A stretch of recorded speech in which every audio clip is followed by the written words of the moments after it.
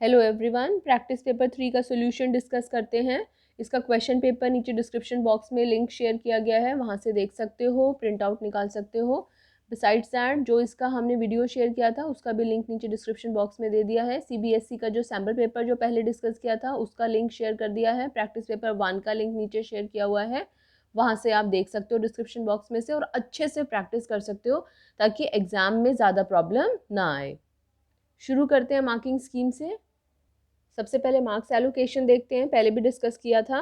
Question number 1 से लेकर 20 तक 20 questions 1 mark each, total 20 marks. फिर 21 से 24 तक 4 questions 3 marks each, total 12 marks.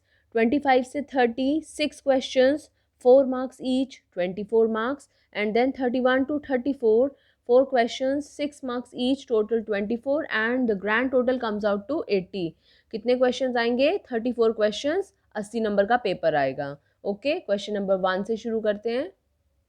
क्या था क्वेश्चन 1? हमेशा पहले क्वेश्चन का दुखड़ा पढ़ो। लिखा है संगठन के किस कार्य की व्याख्या की गई है। तो संगठन का कार्य, कितने कार्य होते हैं यहाँ पर? प्रबंध के कार्य, इसमें यहाँ पर संगठन के कार्य की बात की जा रही है। तो कार्य का विभाजन, विभागीकरण, कर्तव्यों का निर्धारण या रिपोर्टिंग संबंध। अब क्वेश्चन क्या है? प्रत्येक कर्मचारी को यह ज्ञात होना चाहिए कि उसे किससे आदेश प्राप्त करने हैं और वो किसके प्रति जवाबदेह है। इनमें से कौन सा पॉइंट है किसके प्रति जवाबदेही है, किससे आदेश प्राप्त करने? इसका आंसर है रिपोर्टिंग संबंध स्थापित करना। सो फर्स्ट का आंसर हो गया डी पार्ट, रिपोर्टिंग संबंध स्थापित करना। लिखेंगे कैसे इसको? पेपर में जब भी क्वेश्चन आए 1 डी पार्ट रिपोर्टिंग संबंध स्थापित करना, इस तरीके से बिल्कुल क्लियरली हमें आंसर मेंशन करना है। क्वेश्चन नंबर 2, कोविड-19 की वैक्सीन का अनुसंधान तथा विकास देश में उपलब्ध तकनीक तथा राजनीतिक दलों की अनुसंधान पर खर्च करने की आतुरता पर निर्भर करता है। कितने एक्टिवली वो पार्टिसिपेट करना चाहते हैं ना। व्यावसायिक पर्यावरण की किस विशेषता पर यहाँ जोर दिया जा रहा है? क्या तुलनात्मकता पर, अनिश्चितता पर, गतिशील होने पर, या फिर जटिलता पर? यानी कि कई सारी चीजों पर डिपेंड करती है ये बात, तो इसलिए इसका आंसर हुआ डी, जटिलता। क्वेश्चन नंबर 3, फिर से क्वेश्चन लंबा है इसलिए क्वेश्चन का दुखड़ा पहले पढ़ेंगे। पेशे के रूप में प्रबंध की कौन सी विशेषता है जो यहाँ लागू नहीं होती है? प्रबंध की कौन सी विशेषता है पेशे के रूप में जो लागू नहीं होती है? कौन कौन से पॉइंट्स हैं? आचार संहिता, अवरोधित प्रवेश, सेवा उद्देश्य या पेशागत परिषद। क्वेश्चन क्या है? ऑल इंडिया मैनेजमेंट एसोसिएशन और उसके जैसे अन्य संस्थान वर्तमान प्रबंधकों के लिए हैं, लेकिन प्रबंधकों के ऊपर इस प्रकार के संगठनों का सदस्य बनने का कोई दबाव नहीं है। कंपल्सरी नहीं है कि आप उसके सदस्य बने ही बने। पेशागत परिषद तो है लेकिन उसका सदस्य बनना अनिवार्य नहीं है। तो इसमें से कौन सा पॉइंट हो गया? डी, पेशागत परिषद। क्वेश्चन नंबर 4, कोरोना महामारी के कारण ऑनलाइन लेन देन तथा आवश्यक वस्तुओं की ऑनलाइन डिलीवरी में अचानक वृद्धि हुई है। क्यों हुई है ये अचानक वृद्धि? ऐसा इसलिए भी हुआ है क्योंकि जहां तक संभव हो हर कोई संपर्क रहित यानी कि कॉन्टैक्टलेस लेन देन चाहता है। लोगों की सोच में परिवर्तन आ रहा है। तो व्यावसायिक पर्यावरण के किस आयाम की, कौन कौन से डायमेंशन, व्यावसायिक पर्यावरण के कितने आयाम पढ़े हैं हमने? 5। तो उनमें से कौन सा है? सामाजिक, राजनीतिक, विधिक और तकनीकी। क्योंकि लोगों की सोच में परिवर्तन आ रहा है इसलिए सामाजिक पर्यावरण या सामाजिक आयाम is the answer. Question number 5, उस प्रक्रिया का नाम बताइए। प्रक्रिया का नाम बताना है जो यह आश्वस्त करती है कि कोई भी संगठन अपने उद्देश्यों की प्राप्ति तभी कर सकता है जब उसके पास उपयुक्त पदों पर उपयुक्त व्यक्ति हो। तो कौन है? नियोजन है, संगठन है, नियुक्तिकरण है या फिर निर्देशन है? कौन सा आंसर सही लग रहा है इसमें से?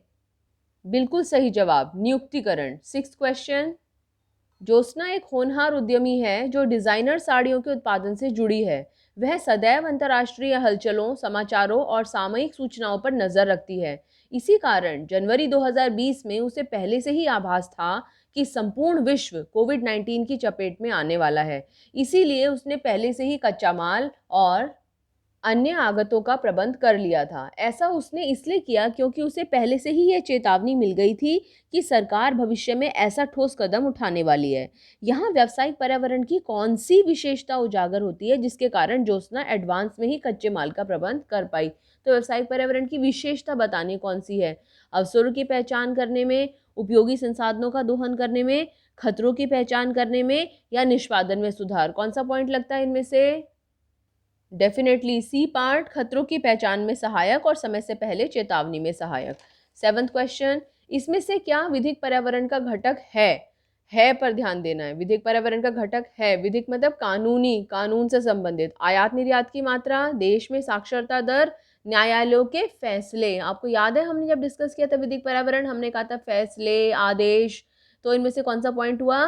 सी पार्ट, न्यायालयों के फैसले। 8th क्वेश्चन फिर से, क्योंकि क्वेश्चन लंबा है इसलिए पहले क्वेश्चन का दुखड़ा पढ़े।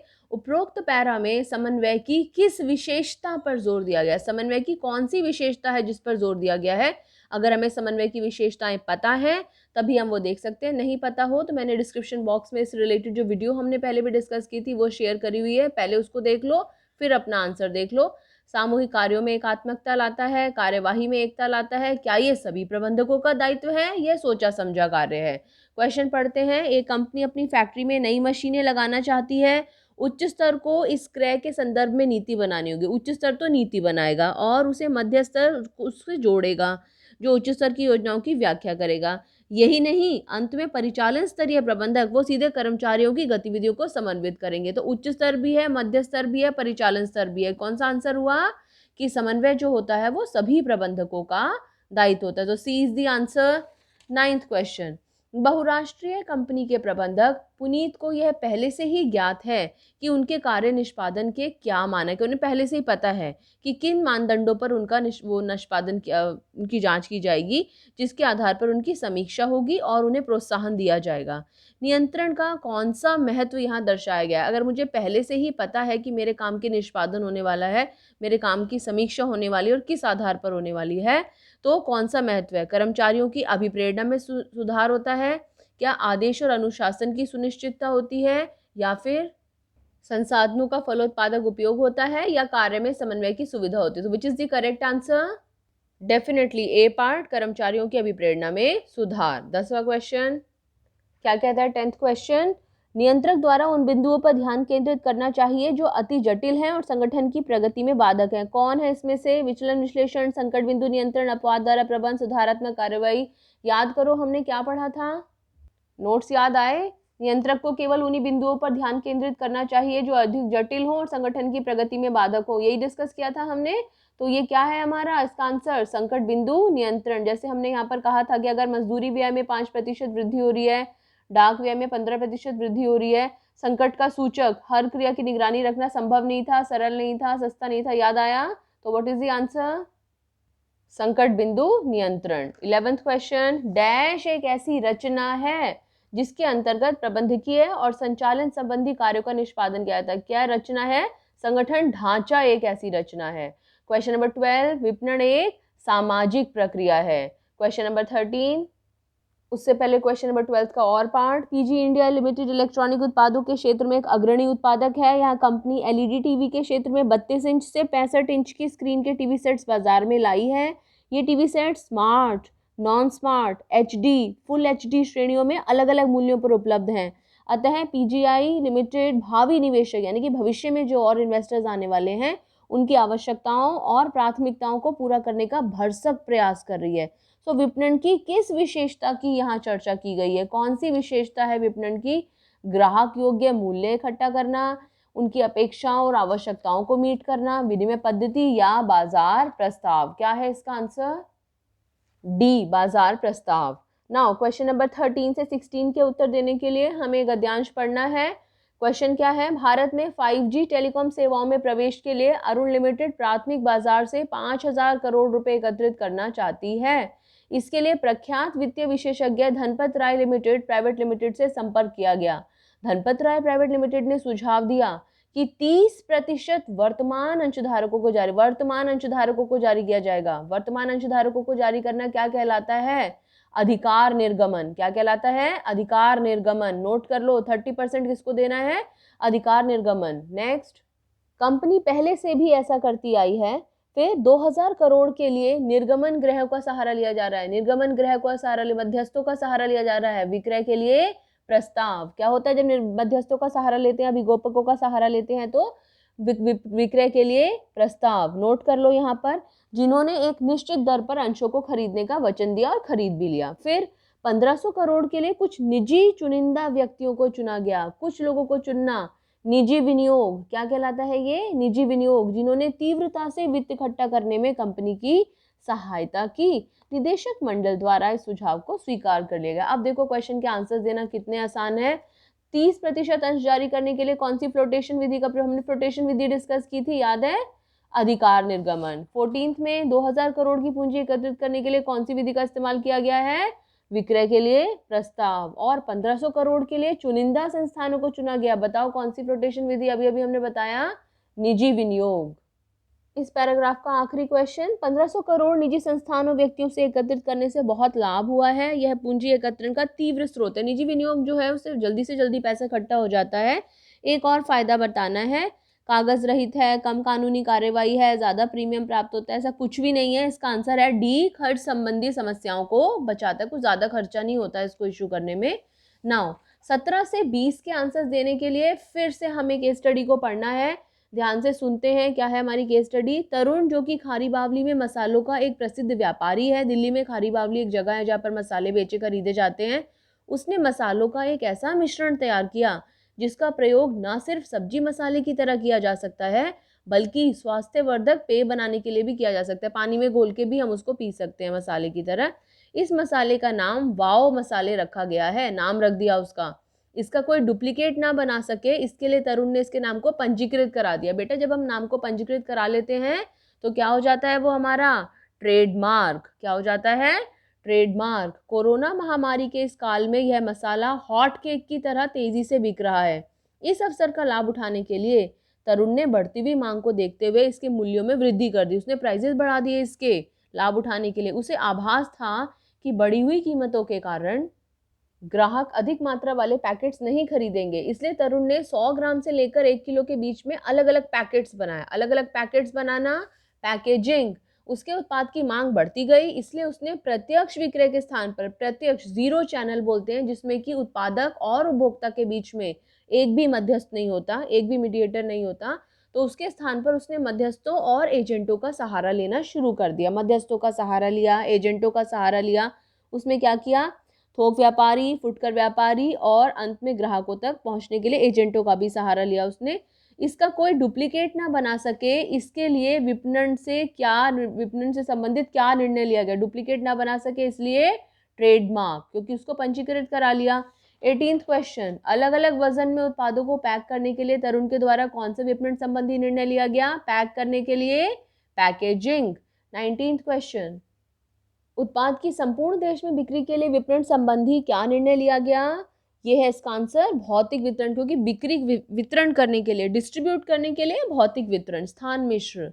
20th क्वेश्चन, बढ़ते हुए ग्राहकों तक पहुंचने के लिए तरुण ने किस विधि का प्रयोग किया?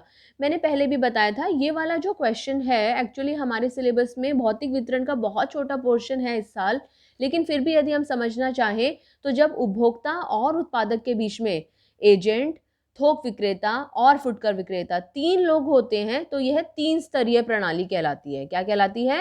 3 स्तरीय प्रणाली कहलाती है। तो इसलिए इस क्वेश्चन का आंसर 3 स्तरीय प्रणाली है। अगर कोई नहीं होता दोनों उत्पादक और उपभोक्ता के बीच में तो 0 स्तरीय, एक व्यक्ति होता है फुटकर विक्रेता 1 स्तरीय, थोक विक्रेता और फुटकर विक्रेता होते हैं तो 2 स्तरीय, और एजेंट, थोक विक्रेता और फुटकर विक्रेता होते हैं तो 3 स्तरीय प्रणाली कहलाती है। इस साल ये हमारे सिलेबस में नहीं है, फिर भी क्योंकि क्वेश्चन है तो हमने यहाँ पर डिस्कस किया। तो अब हमारे 1 मार्क वाले सारे क्वेश्चंस कंप्लीट हो गए हैं। 3 मार्क्स के क्वेश्चन की तरफ चलते हैं। क्वेश्चन नंबर 21 की केस स्टडी पढ़ने से पहले क्वेश्चन का दुखड़ा पढ़ेंगे। जैसे कि उसने लिखा है, किस पहलू को मुकेश ने अनदेखा किया? उदाहरण की सहायता से अवधारणा का वर्णन कीजिए। जब भी कभी पहलू, अवधारणा, इन सब चीज़ों के बारे में बोले तो या तो वो क्वेश्चन समन्वय का होता है, या वो क्वेश्चन अधिकार अंतरण विकेंद्रीकरण का होता है, या फिर वो क्वेश्चन हमारा प्रभावपूर्णता और कुशलता का होता है। तो देखते हैं क्या हो सकता है। मुकेश ने रोहिणी में फास्ट फूड की चेन स्थापित की है। इस क्षेत्र में मुकेश के बर्गर बहुत प्रचलित हैं। इस व्यवसाय में अग्रणी होने के कारण उसका व्यवसाय बहुत अच्छा चल रहा है। लाभों को बढ़ाने के लिए उसने लागतों को कम करना शुरू कर दिया। उसने कॉस्ट को कटिंग करने के लिए कुछ किया, लागतों को कम करने के लिए। इसके लिए मुकेश ने कुक और डिलीवरी बॉयज़ की संख्या में कटौती कर दी। लागत को कम करने के लिए उसने क्या करा? कुक कम कर दिए, डिलीवरी बॉयज़ कम कर दिए। इसके परिणाम स्वरूप ग्राहकों तक माल देरी से पहुंचने लगा, यानी कि लागत तो कम हो गई लेकिन समय सीमा के भीतर काम नहीं हो रहा है। तो अगर न्यूनतम लागत पर काम होता है तो कुशलता, समय सीमा के भीतर प्राप्त होता है तो प्रभावपूर्णता, और न्यूनतम लागत पर है कुशलता, समय सीमा के भीतर नहीं है तो क्या नहीं है, प्रभावपूर्णता नहीं है। अब क्या हुआ, जैसे जैसे समय बीतता गया वैसे वैसे प्रतियोगियों की संख्या बढ़ती गई और मुकेश के बर्गर की मांग घटती चली गई। क्यों घटती चली गई? क्योंकि लोगों तक वो पहुंचा ही नहीं पा रहा था, प्रभावपूर्ण नहीं साबित हो पा रहा था। जब भी कभी ऑर्डर की संख्या ज़्यादा हो जाती या ऐसा ऑर्डर आ जाता जिसकी पूर्ति स्टाफ नहीं कर पाती तो मुकेश बाहरी लोगों से आदेश पूरा करा लेता। अब समय सीमा के भीतर काम करने लगा, लेकिन क्या हुआ, उसकी लागत बढ़ गई। तो पहले क्या था, पहले कुशल था पर प्रभावपूर्ण नहीं था। अब प्रभावपूर्ण है लेकिन कुशल नहीं है। कुशल कब होगा? जब उसकी लागत कम रहेगी और समय सीमा के भीतर भी वो काम को पूरा कर पाएगा। तो प्रबंध के किस पहलू को मुकेश ने अनदेखा किया, पहचानिए और एक उदाहरण की सहायता से इस अवधारणा का वर्णन कीजिए। अब देखिए, दो बातें हैं यहाँ पर, हमें कैसे इस क्वेश्चन का आंसर देना है। मुकेश द्वारा निम्नलिखित दो पहलुओं की अनदेखी की गई है। पहले तो प्रभावपूर्ण नहीं है, क्यों? क्योंकि मुकेश समय पर अपने माल की डिलीवरी नहीं कर पाया। और एक और एग्जाम्पल यहाँ पे प्रभावपूर्णता का कोट कर देना आपको। फिर उसके बाद में वो प्रभावपूर्ण हो पाया, समय सीमा के भीतर कर पाया तो वो लागत कम नहीं कर पाया, क्योंकि बाद में समय पर माल की डिलीवरी करने के लिए उसकी परिचालन लागत बढ़ गई। तो प्रभावपूर्ण कब कहलाता है? जब समय सीमा के भीतर लक्ष्यों को प्राप्त करता है। कुशल कब कहलाता है? जब न्यूनतम लागत पर लक्ष्यों को प्राप्त किया जाता है। तो इस तरीके से आपको इसे एक्सप्लेन करना है। नेक्स्ट क्वेश्चन, क्वेश्चन नंबर 22, बढ़ती हुई मांग को पूरा करने के लिए कॉल सेंटर में रिक्त पदों को भरने की आवश्यकता है। योग्य कर्मचारियों के चुनाव के लिए उसे एक बढ़िया चयन प्रक्रिया की आवश्यकता है। चयन प्रक्रिया के पहले 3 चरणों की व्याख्या कीजिए। क्या होगा हमारा आंसर? याद है, ये हमने चयन प्रक्रिया डिस्कस की थी। प्रारंभिक जांच पहला चरण, दूसरा चरण प्रक्रियाएं, टेस्ट, हमने कहा था ना पीटर एम डॉग करके हम उसको याद कर सकते हैं। पी स्टैंड्स फॉर प्रारंभिक जांच, टी स्टैंड्स फॉर टेस्ट चयन परीक्षाएं, ई स्टैंड्स फॉर, हमने कहा था ई से इंटरव्यू, ऐसे बोलने में ई जैसा लग रहा है इसलिए उसको ऐसे लिख लेते हैं, रोजगार साक्षात्कार। तो 3 स्टेप्स हो गए। नंबर 1 प्रारंभिक जांच, चयन परीक्षाएं और रोजगार साक्षात्कार। तीनों का थोड़ा थोड़ा एक्सप्लेनेशन हम देंगे, तीनों का एक एक नंबर, 3 मार्क्स हमें मिल जाएंगे। क्वेश्चन नंबर 23, नियंत्रण प्रक्रिया में वास्तविक निष्पादन के मानकों की तुलना के चरण के बाद में कौन सा चरण अपनाया जाता है? नियंत्रण प्रक्रिया के चरण अगर हमें पता है तो बता देंगे। उस चरण को पूरा करने के कौन कौन से 2 तरीके हैं ये हमें बताने हैं। तो उससे अगला स्टेप था हमारा विचलन का विश्लेषण, ये बताने का 1 नंबर, और विचलन के विश्लेषण को पूरा करने के 2 तरीके, अपवाद द्वारा प्रबंध और संकट बिंदु नियंत्रण। दोनों को थोड़ा थोड़ा एग्जाम्पल के साथ में एक्सप्लेन कर देंगे तो हमें पूरे मार्क्स मिल जाएंगे। क्वेश्चन नंबर 24, लेकिन उससे पहले क्वेश्चन नंबर 23 का और पार्ट भी है और बहुत अच्छा क्वेश्चन है। कारण सही सुधारात्मक कार्यवाही सुझाइए। अगर दोषपूर्ण माल है, दोषपूर्ण मशीनरी है, दोषपूर्ण उत्पादन प्रक्रिया है तो सुधारात्मक कार्यवाही क्या है? एनसीईआरटी की बुक में बहुत अच्छे से बॉक्स बना रखा है। आंसर देखते हैं। ऐसे हमें आंसर को कोट करना है। सीरियल नंबर, दोष और सुधारात्मक कार्यवाही। अगर दोषपूर्ण माल हमारा दोष है तो सुधारात्मक कार्यवाही क्या होगी? प्रयोग में आने वाले माल की किस्म को बदल दो। अगर मशीनरी दोषपूर्ण है तो कैसे ठीक करेंगे? या तो उसकी मरम्मत करो या नई मशीन खरीद लो। उत्पादन प्रक्रिया ठीक नहीं है तो अपनी वर्तमान प्रक्रिया में सुधार करो। इस तरीके से हमें आंसर का एक्सप्लेनेशन देना है। 24th question, this is also very beautiful question. मुद्रा बाजार की प्रतिभूतियों का नाम बताना है, वर्णन करना है। इन्हें जीरो कूपन बॉन्ड के नाम से भी जाना जाता है। राजकोषीय बिल, सेतु वित्तीयन के रूप में इनका प्रयोग किया जाता है, बताइए। और सीआरआर की दर को बनाए रखने में मददगार होते हैं। दिखाती हूँ आपको, हमने क्या पढ़ा था, याद आया? साफ साफ लिखा है, इन्हें जीरो कूपन बॉन्ड के नाम से भी जाना जाता है। दूसरा, इन्हें सेतु वित्तीयन के नाम से जाना जाता है। कौन क्या है? वाणिज्यिक पत्र। तीसरा, इनका प्रयोग तब किया जाता है जब आरबीआई सीआरआर की दर को बढ़ा देता है। तो तीनों के आंसर मिल गए। मांग मुद्रा या शीघ्र अधिक द्रव्य। 24th का और पार्ट, सेबी के कुल उद्देश्य निवेशकों के हितों की रक्षा है। इसके लिए सेबी भीतरी व्यापार पर रोक और दंड लगाता है। बाकी 3 कार्यों का वर्णन करना है। सेबी के 4 सुरक्षात्मक कार्य हैं, एक उसने बोल दिया, बाकी 3 हमें यहाँ पर बताने हैं। कौन कौन से हैं? वीडियो भी अटैच करी है एक्सप्लेनेशन के लिए, वहाँ पे दोबारा जाके देख सकते हो। लेकिन ये सेबी के 4 कार्य हैं जिसमें से ये वाला क्वेश्चन में बता दिया गया है, इसको छोड़ के बाकी 3 हमें वहाँ पर मेंशन करने हैं, हमें पूरे मार्क्स मिल जाएंगे। नेक्स्ट, इस क्वेश्चन में उसने बोला है कि वो कर्मचारियों के वर्तमान ज्ञान और कुशलता में कैसे वृद्धि की जाए। वर्तमान ज्ञान और कुशलता में वृद्धि करने के लिए हमेशा प्रशिक्षण दिया जाता है और प्रशिक्षण से दो लोगों को लाभ होते हैं, संगठन को और कर्मचारी को। यहाँ पर उसने पूछा है कर्मचारी को होने वाले 3 लाभ बताने हैं, तो क्या आंसर देना है हमें? प्रशिक्षण से कर्मचारियों को लाभ, बेहतर जीवन वृत्ति, अधिक कमाने में सहायक और दुर्घटनाओं में कमी। ये 3 पॉइंट्स हमें लिखने हैं। पॉइंट्स 4 हैं, तो 4 में से कोई भी 3 आप अपनी पसंद के चूज करके यहाँ पर लिख सकते हो। 26 क्वेश्चन में गैर वित्तीय अभिप्रेरणा पहचाननी है। कंप्यूटर प्रशिक्षण केंद्र कौशल विकास कार्यक्रम की व्यवस्था करता है, अपने कर्मचारियों को विकास के अवसर प्रदान करने के लिए ठोस पदोन्नति नीति अपनाता है। क्या है इसका आंसर? जीवन वृत्ति, विकास के सुअवसर। सेकंड पॉइंट, कैशियर ड्राइव एक बाह्य विज्ञापन कंपनी है, अपने कर्मचारियों को अधिक स्वायत्तता देती है, उत्तरदायित्व सौंपती है, व्यक्तिगत विकास के सुअवसर प्रदान करती है, अर्थपूर्ण कार्य अनुभव देती है। क्या है इसका आंसर? क्योंकि उनको पद को बढ़ावा दिया जा रहा है इसलिए पद संवर्धन। एनसीईआरटी की बुक खोल के देखो, अपने नोट्स खोल के देखो, आपको नजर आएंगे सारे पॉइंट्स लिखे हुए। थर्ड पॉइंट, स्टार एम्प्लॉय का नोटिस बोर्ड पर नाम लगाया गया, यानी कि कर्मचारियों को मान सम्मान देने संबंधी कार्यक्रम है, इसका आंसर है। Next question number 27, Abraham Maslow का अनुभव था कि उसके अंदर 5 आवश्यकताएं होती हैं प्रत्येक व्यक्ति की। उन्होंने एक आवश्यकता बता दी है, आधारभूत आवश्यकता। अन्य 4 आवश्यकताओं का क्रम अनुसार वर्णन करना है। कैसे बताएंगे? हमेशा कोशिश करें डायग्राम का इस्तेमाल करें। तो एक आवश्यकता बता दी है, बाकी 4 हमें यहाँ पर एक्सप्लेन करनी है। इस टॉपिक की वीडियो भी डिस्क्रिप्शन बॉक्स में लिंक शेयर कर दिया है, वहां से देख सकते हो, दोबारा रिवाइज कर सकते हो। बहुत इंपॉर्टेंट टॉपिक है ये। क्वेश्चन नंबर 27, हाल ही में ज्योति को मोस्ट प्रॉमिसिंग सेल्स मैनेजर का खिताब दिया गया है। उसने अपने साथियों और अधीनस्थों की बहुत सारी शंकाओं को दूर करके रुके हुए प्रोजेक्ट्स को फिर से शुरू करने में उनकी मदद की है, हर कदम पर उनका मार्गदर्शन किया है, अपने अधीनस्थों का इस तरह मार्गदर्शन किया है कि प्रत्येक व्यक्ति के कार्य का योगदान संस्था के निष्पादन में सफलता के लिए हुआ और वे सभी अपने निर्धारित लक्ष्यों को समय पर पूरा कर पाए। ज्योति बहुत ही खुशमिजाज और अपनी टीम की परवाह करने वाली प्रबंधक है। इसी गुण के कारण वह टीम के सदस्यों के मध्य आपसी सहयोग और प्रतिबद्धता को बढ़ा पाने में सफल रही है। कर्मचारियों द्वारा नए परिवर्तनों के लिए किए जाने वाले प्रतिरोधों को दूर करने का निरंतर प्रयास करती है और उन्हें उपयुक्त स्पष्टीकरण देकर समझाती है कि ये परिवर्तन संगठन के लिए कितने महत्वपूर्ण हैं। उसके निरंतर प्रयासों को उच्च स्तर द्वारा सराहा जा रहा है और वे उसमें एक कुशल प्रबंधक की छवि देख रहे हैं। पंक्तियां उद्धृत करते हुए निर्देशन के महत्व के 4 बिंदु पहचानिए। कैसे आंसर लिखना है इसका? महत्व का बिंदु कार्य को प्रारंभ करता है और पंक्तियां, फिर महत्व का बिंदु और पंक्तियां, महत्व का बिंदु और पंक्तियां। इस तरीके से आपको इसका आंसर मेंशन करना है। Question number 28, straight forward question है। वित्तीय प्रबंध क्या है? वित्तीय प्रबंधक द्वारा लिए जाने वाले 3 महत्वपूर्ण वित्तीय निर्णयों की व्याख्या करनी है। कैसे आंसर देना है? पहले वित्तीय प्रबंध की परिभाषा बताई, वित्त की इष्टतम उपलब्धता और उसका उचित उपयोग। वीडियो देख सकते हो अगर क्लियर ना हो। यहाँ पर तीनों वित्तीय निर्णय की वीडियो है जो मैंने शेयर करी है, निवेश संबंधी निर्णय, लाभांश संबंधी निर्णय और वित्तीय निर्णय। तीनों को आपको थोड़ा थोड़ा एक्सप्लेन करना है, तब जाके आपके पूरे मार्क्स बनेंगे।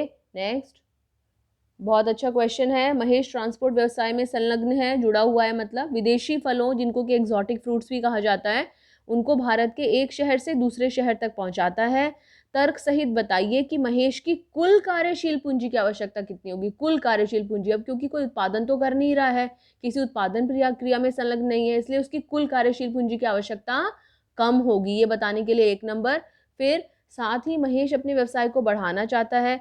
अगर व्यवसाय का विस्तार करना चाहता है, व्यवसाय का आकार बड़ा है, तो स्थायी पूंजी की आवश्यकता अधिक होगी और उसमें विविधीकरण भी लाना चाहता है। यदि व्यवसाय में विविधीकरण लाना चाहता है तो भी स्थायी पूंजी की आवश्यकता अधिक होगी। तो उनकी स्थायी पूंजी की आवश्यकता को प्रभावित करने वाले 2 कारकों का हमें वर्णन करना है। तो कैसे लिखेंगे इसका आंसर? महेश की कुल कार्यशील पूंजी की आवश्यकता कम होगी, रीजन बता दिया यहाँ पर। स्थायी पूंजी की आवश्यकता को प्रभावित करने वाले दोनों कारकों का हमने यहाँ पर एक्सप्लेनेशन दे देना है और हमारा आंसर कंप्लीट हो जाएगा। नेक्स्ट, उपभोक्ता को उपलब्ध राहतें बतानी है। कैसे एक्सप्लेन करना है? किताब पे अंकित मूल्य से ज़्यादा ले लिया है तो अतिरिक्त भुगतान राशि वापस करनी है और जो भी राशि पुस्तक के मूल्य के लिए है उसका कम से कम 5% जो है उपभोक्ता कल्याण कोष में जमा करने के लिए कहा जा सकता है। फिर उसको खराब इंजन दिया, जो ट्रक दिया उसमें इंजन खराब है, तो क्या राहत हो सकती है? इंजन के दोष को दूर किया जा सकता है, या फिर दोषपूर्ण इंजन या ट्रक की जगह पर नया इंजन या नया ट्रक दिया जा सकता है। इस्त्री का इस्तेमाल करने की वजह से, प्रेस जिसको हम आयरन भी कहते हैं, उसका इस्तेमाल करने की वजह से उसे चोट पहुंची है। सो इस्त्री से हुई हानि या चोट के लिए क्षतिपूर्ति के रूप में उचित राशि का भुगतान करने के लिए कहा जा सकता है, या फिर विक्रय के लिए रखी गई हानिकारक जितनी भी इस्त्रियां हैं, जितने भी आयन्स हैं, उनको वापस लेने के लिए बोला जा सकता है दुकानदार को।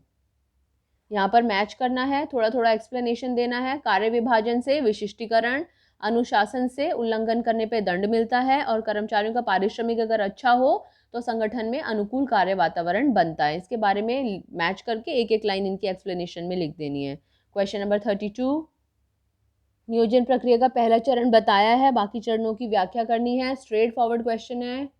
6 नंबर का क्वेश्चन है। नियोजन प्रक्रिया में 7 चरण है, इसको छोड़कर बाकी 6 को हमें एक्सप्लेन करना है।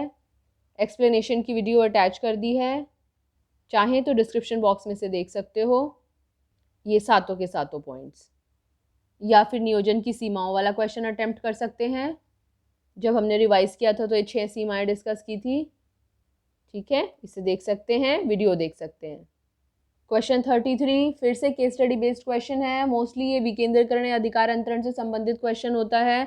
अरुण इलेक्ट्रॉनिक्स का लाभ निरंतर बढ़ता जा रहा है। कंपनी ने अपनी कुछ नीतियों को बदलने का निर्णय लिया है। ऐसा विचार किया गया कि निर्णय लेने का अधिकार संगठन में निचले स्तरों तक पहुंचाया जा सके। अगर निचले स्तरों तक पहुंचाने की बात हो रही है तो अधिकार अंतरण है या विकेंद्रीकरण है? विकेंद्रीकरण है, ठीक है। बाकी आप पूरा पैराग्राफ पढ़ सकते हैं ध्यान से। परिणाम स्वरूप क्या हुआ? कुशलता में विकास हुआ, अपना काम खुद करने लगे, उनका आत्मविश्वास बढ़ा, भरोसे की भावना जागृत हुई, उत्पादन भी बढ़ गया। तो ये सब किस चीज़ की ओर हमें गाइड कर रहा है? पूरा पैराग्राफ ध्यान से पढ़ सकते हो और हम बता सकते हैं कि हाँ भाई किस अवधारणा की व्याख्या की गई है? विकेंद्रीकरण की, और उसके महत्व के 4 पॉइंट्स हम यहाँ पर एक्सप्लेन कर सकते हैं। नेक्स्ट, अर्थ, केंद्र बिंदु, साधन और समाप्ति के आधार पर इनमें अंतर्भेद करना है। ये भी हमने डिस्कस किया था, ये चार्ट डिस्कस किया था। याद ना हो तो क्वेश्चन नंबर डाल के डिस्क्रिप्शन बॉक्स में ये वाली वीडियो भी दोबारा से शेयर की हुई है, फिर से देख सकते हो एक बार। बहुत इंपॉर्टेंट टॉपिक है, क्वेश्चन मिलता ही मिलता है ज़रूर। तो उत्पादन और उत्पाद की अवधारणा में केंद्र बिंदु, साधन, समाप्ति, इस आधार पर हम इनमें अंतर्भेद कर सकते हैं। अर्थ की बात है तो परिभाषा हमें मालूम है इसकी। And last question of the day, विज्ञापन पर व्यय अपव्यय नहीं अपितु निवेश है। क्या आप इस विचार से सहमत हैं? अपने उत्तर के समर्थन में 4 तर्क दीजिए। कैसे लिखेंगे इसका आंसर? हाँ, हम इस कथन से सहमत हैं कि विज्ञापन पर व्यय एक निवेश है, क्योंकि इसकी विपणन प्रबंध में एक विशेष भूमिका है। अब क्या भूमिका है, ये उसके महत्व के पॉइंट्स हमने बता दिए। बड़ी संख्या में लोगों तक पहुंच, ग्राहक संतुष्टि और विश्वास में वृद्धि, स्पष्टता, मितव्ययी, मांग में वृद्धि, ख्याति में वृद्धि। कोई भी 4 पॉइंट्स जो हमें इनमें से पसंद आए और याद हो तो हम उनको लिख सकते हैं। अब देखिए 3 सैम्पल पेपर्स, सीबीएसई का sample paper, practice paper 1, practice paper 3, अगर ये आपने बहुत अच्छे से कर लिए, बढ़िया तरीके से प्रैक्टिस कर लिया, सॉल्व कर लिया, याद कर लिया, तो आप ये सोचो पेपर में जो क्वेश्चंस आएंगे आप उनको डेफिनेटली कर पाओगे। ओके, तो क्वेश्चंस पेपर्स को करो, प्रैक्टिस करो, कोई प्रॉब्लम आए तो पूछो। अगला प्रैक्टिस पेपर फिर डिस्कस करते हैं। सभी के लिंक नीचे डिस्क्रिप्शन बॉक्स में दे रखे हैं, वीडियोज़ के भी, पीडीएफ्स के भी, जो चाहें आप वहाँ से डाउनलोड कर सकते हैं। कोई और प्रॉब्लम हो तो ज़रूर बता सकते हैं। Thank you.